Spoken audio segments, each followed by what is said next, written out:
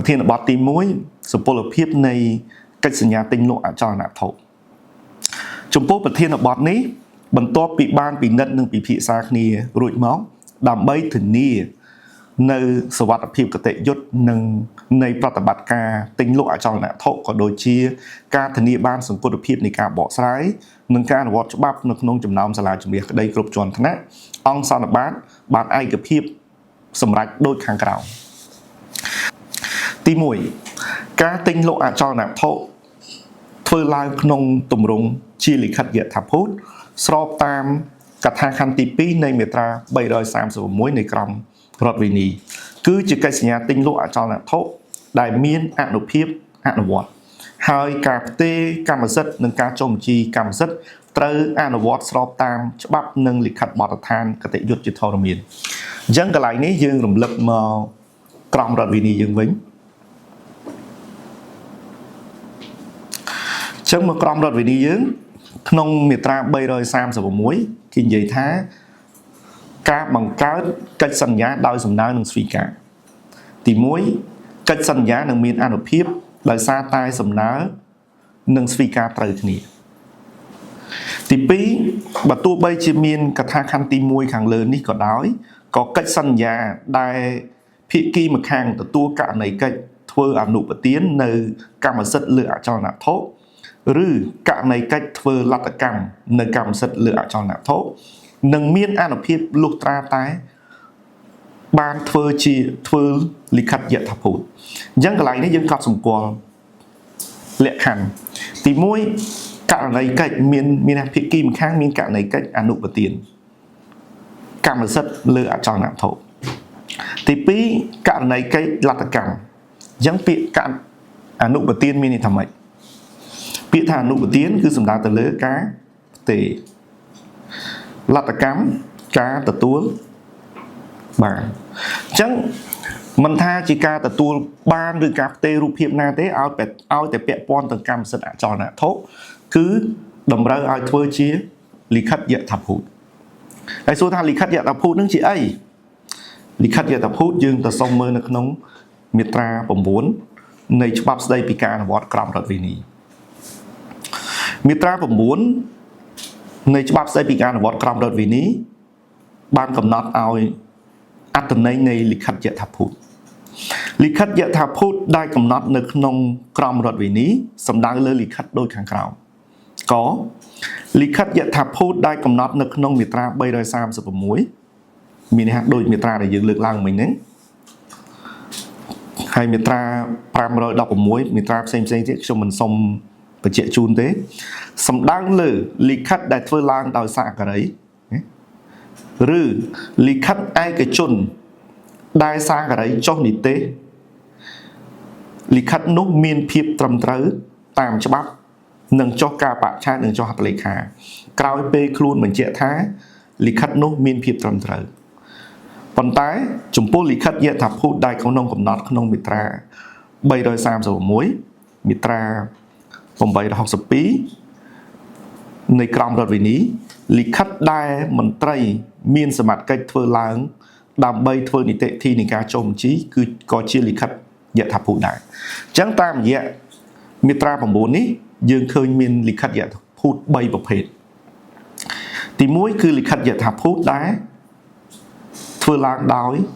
សាករីណាទី1ទី2វាជាលិខិតឯកជនទេប៉ុន្តែត្រូវបានចុះនិទេសត្រូវបានសាករីចុះនិទេសថាលិខិតនោះមានភាពត្រឹមត្រូវតាមច្បាប់ជាលិខិតយថាភូតទី2និងទី3គឺជាលិខិតដែលធ្វើឡើងដោយមន្ត្រីដែលមានសមត្ថកិច្ចដើម្បីធ្វើនីតិវិធីការចុះបញ្ជីអញ្ចឹង3ប្រភេទ3លិខិតនេះតាមរយៈមាត្រា9គឺមាន3ប្រភេទយើងចូលមកដល់គឺថាតើតែធ្វើតាមជាទម្រង់បែបហ្នឹងបានចាត់ទុកថាកិច្ចសន្យាទិញលក់អចលនធុមានអនុភាពហើយចំពោះការផ្ទេរកម្មសិទ្ធិនិងការចុះបញ្ជីត្រូវធ្វើឡើងស្របតាមច្បាប់និងបទដ្ឋានគតិយុត្តអញ្ចឹងការចុះបញ្ជីនិងការផ្ទេរកម្មសិទ្ធិអីហ្នឹងគឺត្រូវចុះបញ្ជីតាមបែបបទនៃសូរ្យដីជាពិសេសតកតទៅនឹង ការចុះបញ្ជីផ្ទៃកម្មសិទ្ធិដែលមានកំណត់នៅក្នុងប្រកាសពាក់ព័ន្ធអីផ្សេងៗអញ្ចឹងកន្លែងនេះមិនជាថ្មីច្រើនទេវាព្រោះវាជារូបភាពច្បាប់ដែលបានកំណត់ជាក់លាក់អ្វីដែលជាកត់សម្គាល់ថ្មីគឺចំណុចទី2នេះដោយឡែកចំពោះការទិញលក់ដែលធ្វើឡើងដោយការព្រមព្រៀងដោយលិខិតឯកជនស្របតាមគោលការណ៍ស្វ័យភាពនៃបុគ្គលឯកជនដោយមានចែងក្នុងមាត្រា3និងមាត្រា133ត្រូវចាត់ទុកថាជាការសន្យាលក់ទិញជាមុនស្របតាមមាត្រា517នៃក្រមរដ្ឋវិន័យដោយគូភាគីបានសន្យាគ្នាថានឹងបំពេញបែបបទតាមទម្រង់លិខិតយត្តភូតស្របតាមនីតិវិធីសូចដីដើម្បីចុះបញ្ជីនិងផ្ទេរកម្មសិទ្ធិភោគៈសិទ្ធិកម្មកាប់លើអចលនវត្ថុដែលជាកម្មវត្ថុនៃការលក់ទិញនោះអញ្ចឹងកន្លែងនេះបើយើងពិនិត្យមើលក្នុងក្រមរដ្ឋវិន័យយើងមាត្រា3និយាយអំពីគោលការណ៍ស្វ័យភាពនៃបុគ្គលឯកជនក្រមនេះគោរពនៅសេរីភាពនៃឆន្ទៈរបស់បុគ្គលហើយបញ្ញត្តិអំពីទំនាក់ទំនងគតិយុត្តប្រកបដោយសមភាពរវាងបុគ្គលឯកជនដែលរួមបញ្ចូលទាំងនីតិបុគ្គលនីតិបុគ្គលសាធារណៈដែលក្នុងទំនាក់ទំនងនៃការជួញដូរត្រូវចាត់ទុកថាជាបុគ្គលឯកជនអញ្ចឹងតាមរយៈនេះគោលការណ៍នៃស្វ័យភាពនៃបុគ្គលឯកជនគឺសំដៅទៅលើមានន័យថាគាត់អាចបង្ហាញឆន្ទៈក្នុងការទិញលក់គាត់បង្ហាញឆន្ទៈផ្សេងដើម្បីធ្វើសកម្មភាពដែលពាក់ព័ន្ធនៅក្នុងជីវភាពរស់នៅប្រចាំថ្ងៃរបស់គាត់បើសិនជាទិញលក់ស្របតាមឆន្ទៈរបស់គាត់ពិតប្រាកដគឺជាស្មារតីដែលមានចែងនៅក្នុងមាត្រា3នេះហើយបន្ថែមពីនេះក្នុងសន្និបាតនោះក៏បានបញ្ជាក់ថាឲ្យទៅធ្វើតាមផ្អែកទៅលើគោលការណ៍ដែលមានចែងក្នុងមាត្រា3និងមាត្រា133មាត្រា133នេះ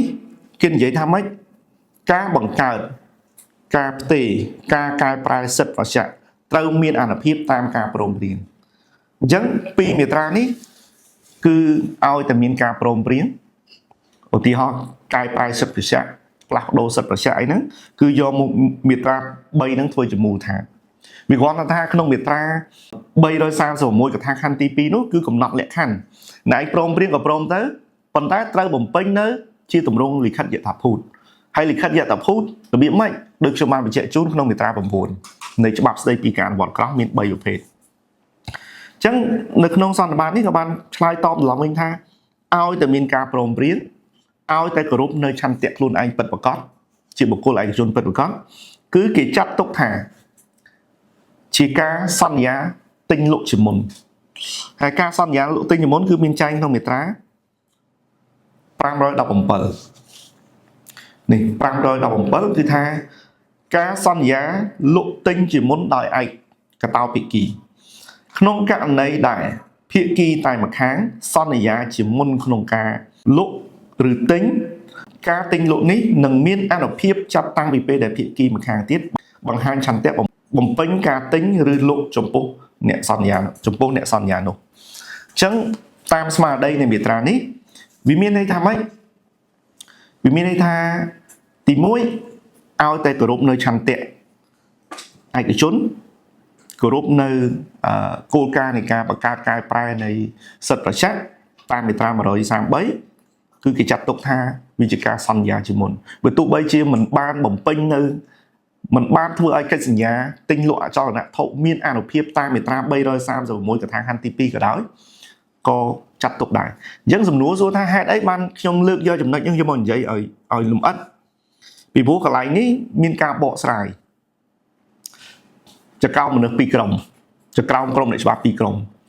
អ្នកច្បាប់ទី1គឺលើកឡើងថាកិច្ចសន្យាដែលអត់ធ្វើជាទម្រង់យថាភូតអត់ត្រូវទទួលស្គាល់ទេពេលដែលមានបណ្ដឹងកើតឡើងត្រូវតែលើកបណ្ដឹងចោលហើយមិនអាចយកកិច្ចសញ្ញាទិញលក់ដែលមិនធ្វើជាទម្រង់លិខិតយថាភូតមកបណ្ដឹងផ្ដល់គ្នាបានទេ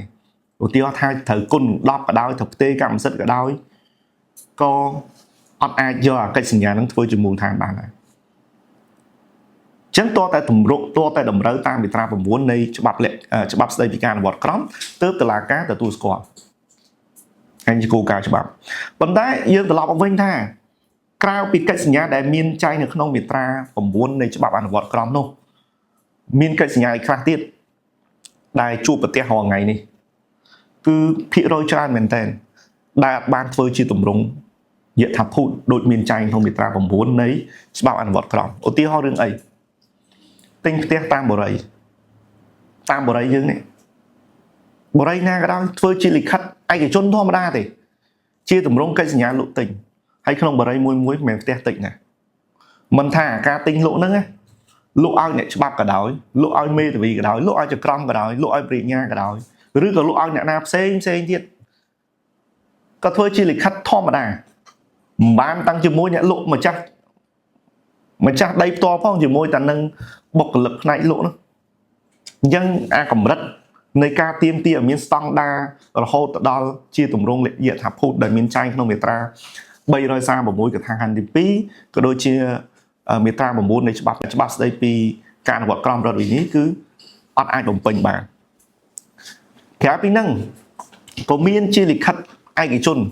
ដែលធ្វើឡើងដោយមេធាវីដែរលិខិតឯកជនដែលធ្វើឡើងដោយមេធាវីរបស់យើងក៏ចាត់ទុកជាលិខិតឯកជនដែរពីព្រោះមិនមែនជាលិខិតយថាភូតដែលមាននៅក្នុងមាត្រា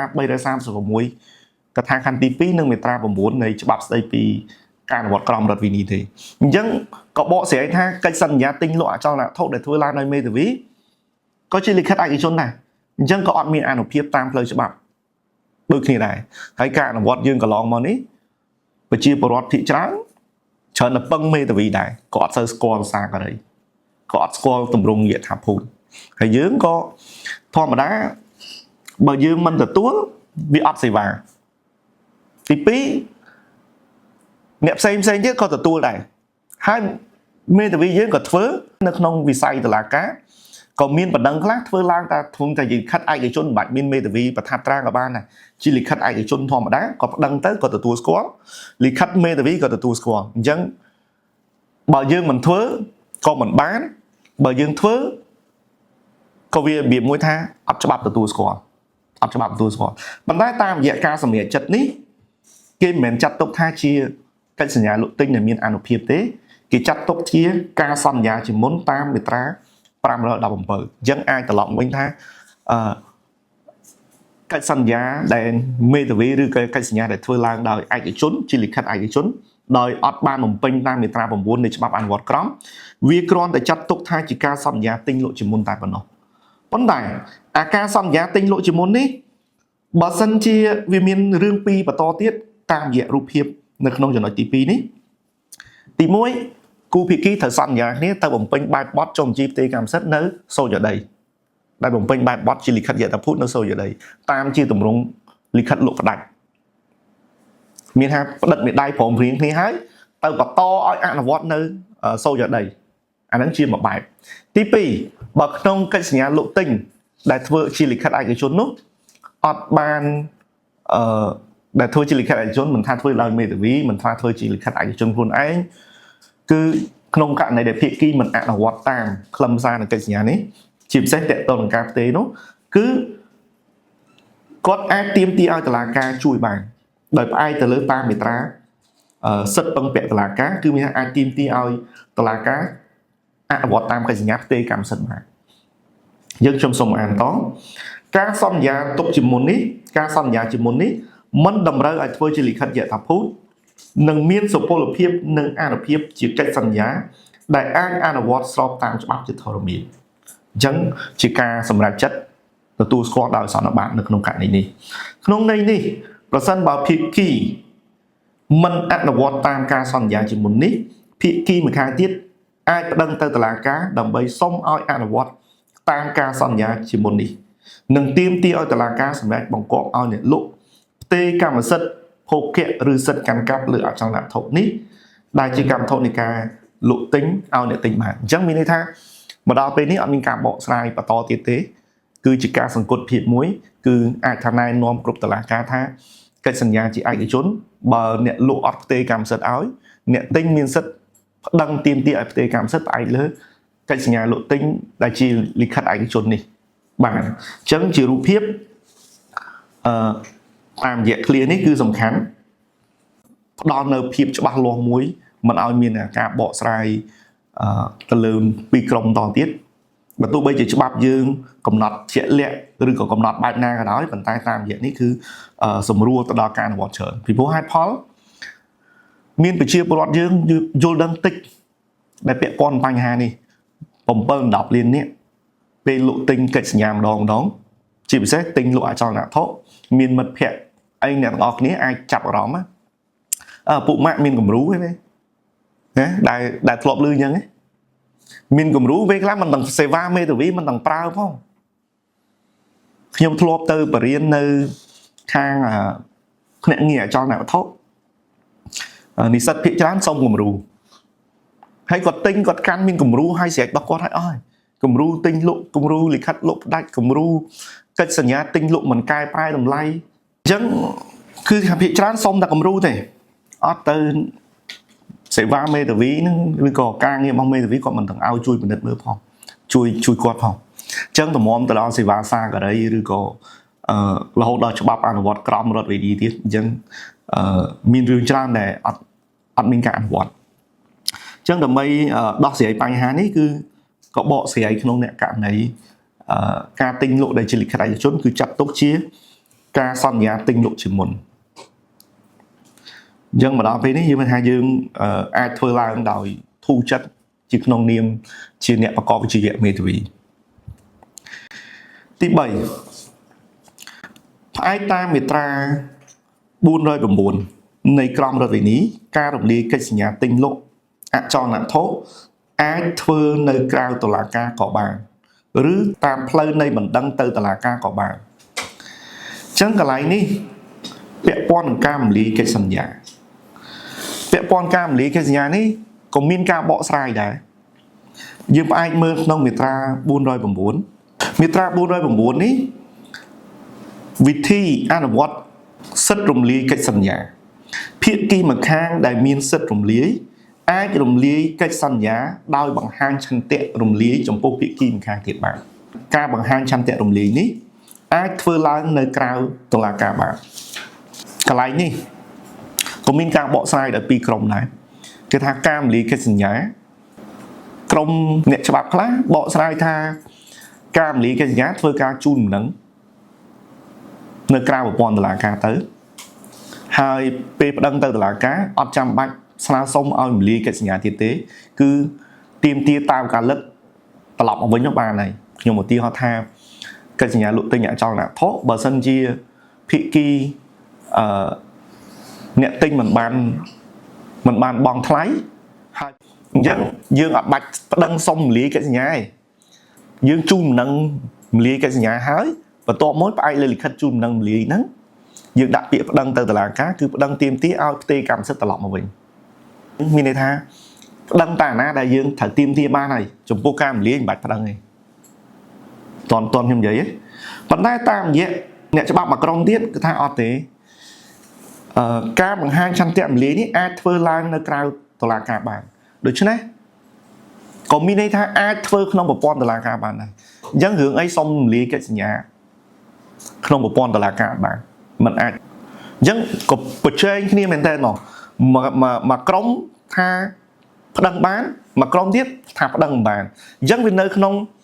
ងបរិបទមួយអនុវត្តទាំងពីរផ្នត់គំនិតហ្នឹងប៉ះចក្រមគាត់យល់ឃើញផ្នត់គំនិតក្រុមទី1គាត់ពេលរឿងចូលគាត់ធ្វើតាមឆន្ទៈគាត់ឆន្ទៈនិស្សិតរបស់គាត់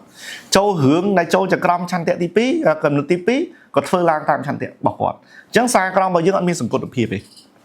គឺប៉ះចូលចក្រមដែលគាត់ថាហេ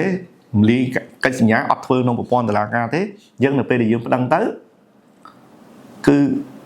អាចចំណុចដែលរំលាយកិច្ចសញ្ញាគាត់លើកចោលតែម្ដងហើយប៉ះចក្រមដែលកាន់រឿងដែលគាត់ថាហេមិនក៏មិនដាក់ពាក្យសុំមិនក្នុងបណ្ដឹងហ្នឹងអត់សុំរំលាយកិច្ចសញ្ញាផងបើមិនរំលាយកិច្ចសញ្ញាខ្ញុំសម្រេចមិនកើតចូលមកក្រុមទៀតទៅអញ្ចឹងវាធ្វើឲ្យសារក្រមយើងមើលទៅរបៀបមួយថាយើងមានលក្ខណៈប្រភេទមិនច្បាស់លាស់អញ្ចឹងយើងជាមេធាវីក៏ត្រូវទៅតាមបរិបទនៃការសម្រេចចិត្តដែរអញ្ចឹងសួរថាបើប្តឹងសុំរំលាយកិច្ចសញ្ញាហើយសុំទាមទារត្រឡប់មកវិញ ពីចំណុចឬក៏ប្តឹងទាមទារត្រឡប់មកវិញអញ្ចឹងកន្លែងនេះវាស្ថិតនៅក្នុងការពិបាករបស់យើងដែរ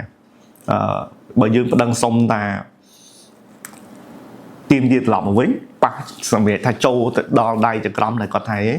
ត្រូវតែមានមលីកិច្ចសញ្ញាមួយទៀតបានកសម្រាប់កើតអាហ្នឹងឧទាហរណ៍អញ្ចឹងណាអញ្ចឹងវាធ្វើឲ្យយើងពិបាកដែរដូច្នេះតាមរយៈនេះវាធ្វើជាការដោះស្រាយរឿងដែរជាការដោះស្រាយរឿងតាមរយៈថាឥឡូវគឺតាមរយៈផ្អែកលើមាត្រា409ហើយនិងសន្និបាតសម្រាប់ចិត្តឆ្នាំ2021នេះការរំលាយកិច្ចសញ្ញាទិញលក់អចលនធុក្រៅផ្លូវតុលាការ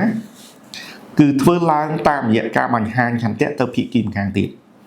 ក្នុងករណីដែលគូភាគីមិនឯកភាពគ្នាឬការរំលាយភាគីដែលមានសិទ្ធិរំលាយអាចអនុវត្តសិទ្ធិពឹងពាក់តុលាការដោយមានចែងក្នុងមាត្រា2នៃក្រមនីតិរដ្ឋវិន័យក្នុងការប្តឹងទាមទារទៅតុលាការដើម្បីសម្រេចអំពីការរំលាយបានអញ្ចឹងមានន័យថាម៉េចមានន័យថាបើភាគីមិនឯកភាពគ្នាលើការរំលាយកិច្ចសញ្ញាគឺក៏យើងអាចប្តឹងសុំរំលាយកិច្ចសញ្ញាបានដែរគឺលែងមានការបកស្រាយថាมันអាចប្តឹងបានទៀតទេគឺតាមរយៈសន្និបាតនេះគឺអាចប្តឹងបានប្តឹងសុំរំលាយកិច្ចសញ្ញាទិញលក់អចលនធុបានលែងជាការបកស្រាយថាប្តឹងតាមួយបានដែរចាការរំលាយកិច្ចសញ្ញាគឺធ្វើឡើងក្រៅតុលាការហើយបន្ថែមពីនេះក្នុងករណីដែលតុលាការសម្រេចអំពីការរំលាយតុលាការត្រូវសម្រេចអំពីអនុភាពនៃការរំលាយផងដែរតុលាការសម្រេចរំលាយកិច្ចសញ្ញាហើយត្រូវសម្រេចអំពីអនុភាពនៃការរំលាយផងដែរហើយអនុភាពនៃការរំលាយកិច្ចសញ្ញាគឺមានចែងក្នុងមាត្រា411គឺមានន័យថាត្រូវបដិទានវិលទៅរកស្ថានភាពដើមមុនមានកិច្ចសញ្ញាវិញឧទាហរណ៍ថាម៉េចដីរបស់អ្នកណាអ្នកនឹងជាម្ចាស់វិញមុនមានការទិញមុនមានកិច្ចសញ្ញាលុយរបស់គេត្រូវវិលលុយឲ្យអ្នកទិញវិញយ៉ាងហ្នឹងគឺកាក់បដិទានត្រឡប់មកវិញអញ្ចឹងគេសួរថាចុះបើសិនជាក្នុងពាក្យមិនដឹងហ្នឹងប្តឹងសុំតាមរំលាយកិច្ចសញ្ញាទេអត់បានប្តឹងសុំបដិទានផងអាហ្នឹងធ្វើម៉េច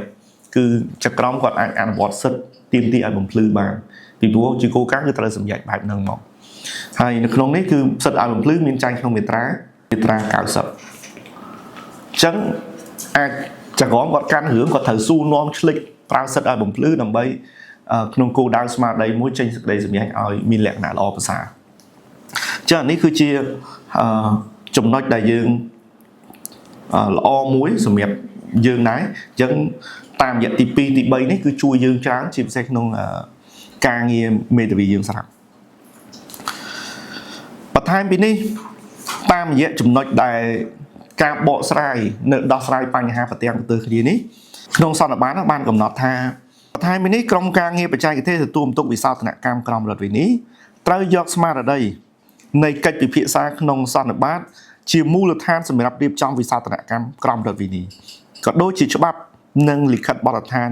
គតិយុត្តពាក់ព័ន្ធផ្សេងទៀតក្នុងវិស័យរដ្ឋវិន័យដើម្បីកំណត់ឲ្យច្បាស់ពាក់ព័ន្ធទៅនឹងលក្ខខណ្ឌនៃការបង្កើតកិច្ចសន្យាលក្ខខណ្ឌសុពលភាពនៃកិច្ចសញ្ញានិងអនុភាពនៃកិច្ចសញ្ញានិងលក្ខខណ្ឌតតាំងចំពោះតន្ត្រីជនអញ្ចឹងមិនត្រឹមតែជាការសម្រេចចិត្តទេគឺឲ្យក្រុមការងារបច្ចេកទេសតាក់ទងនឹងវិសោធនកម្មយកស្មារតីដែលក្នុងសន្និបាតហ្នឹងដើម្បីទៅជាកែសម្រួលឬក៏ធ្វើការវិសោធនកម្មក្រមរដ្ឋវិន័យផងដែរអញ្ចឹងជាការសម្រេចចិត្តយើងថាយើងនៅទុនអញ្ចឹងនៅពេលដែលថ្ងៃក្រោយមានឈានទៅដល់ការវិសោធនកម្មក្រមរដ្ឋវិន័យវានឹងក្លាយជាច្បាប់នៅអញ្ចឹងវាលែងពិបាកក្នុងការបកស្រាយប្រទាំងប្រទើទៀតថានាំឲ្យគេថាច្បាប់ធំជាងឬក៏នេះអីធំជាងមិនមានការបកស្រាយទៀតទេគឺវាគ្រាន់តែថាតាមរយៈពីរចំណុចដែលយើងសិក្សា lesson learn នេះគេហៅ lesson learn នេះគឺជួយសម្រួលទៅដល់ការដោះស្រាយច្រើនសម្រាប់ខ្ញុំគឺថាជួយដោះស្រាយច្រើនក្នុងវិស័យយុត្តិធម៌យើង